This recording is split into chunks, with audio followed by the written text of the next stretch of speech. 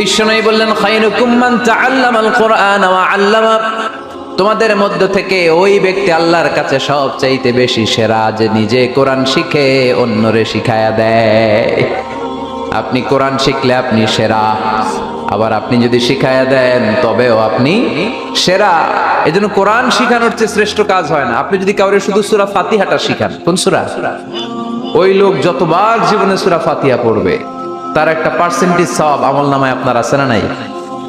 আবার ওই লোক যদি কাউরে এই সূরা ফাতিহাটা শিখায়, আবার যারে শিখালে এ যদি আবার আরেকজনরে শিখায়, এভাবে যতজনকে শিখাবে প্রত্যেকের সওয়াব থেকে একটা পার্সেন্টেজ সওয়াব আপনার আমলনামায় দিয়ে দিবে কে?